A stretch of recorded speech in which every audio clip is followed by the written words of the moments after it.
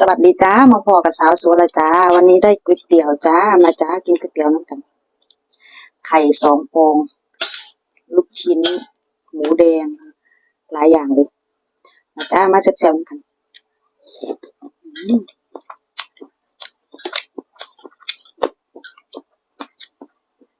ลูกชิ้นเยอะมาก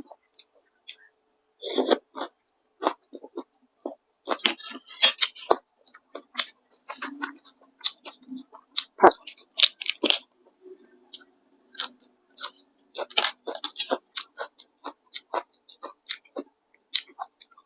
เส้นหมี่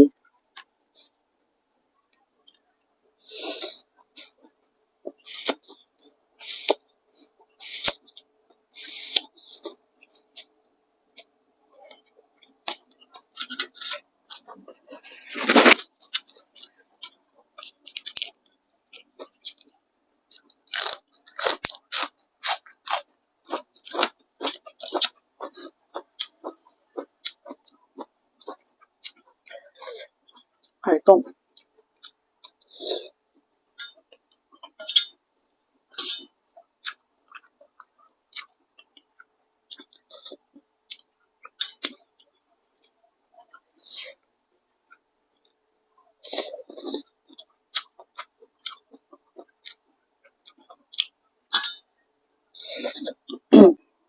ลูกชิ้นอันนี้เป็นลูกชิ้นทอดด้วยนะ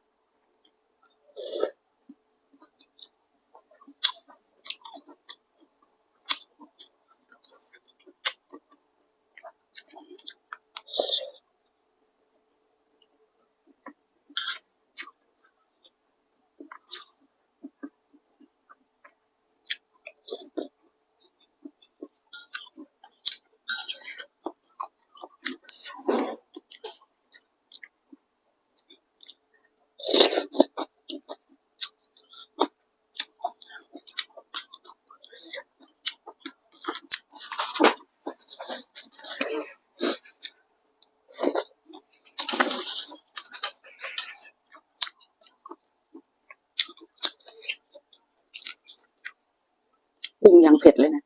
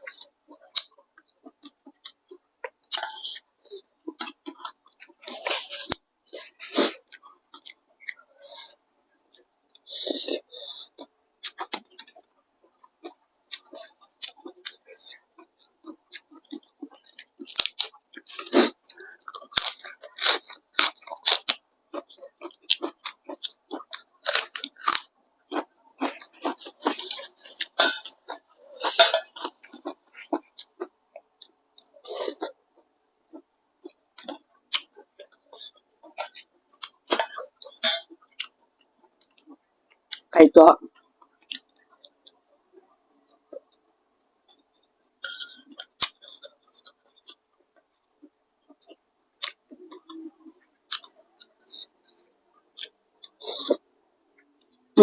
เอาละ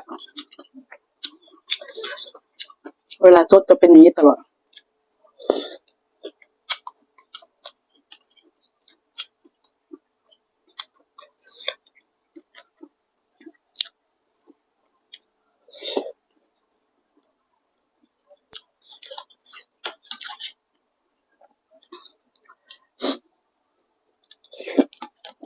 ใส่พริกที่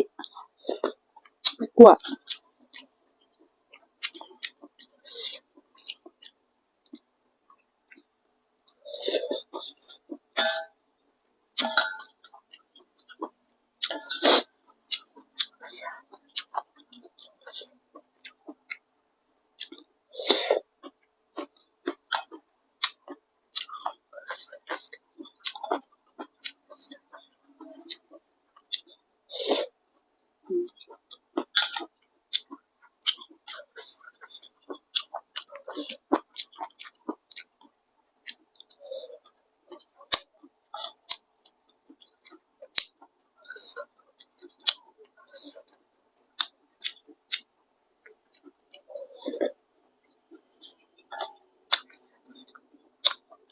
ชิ้นทอด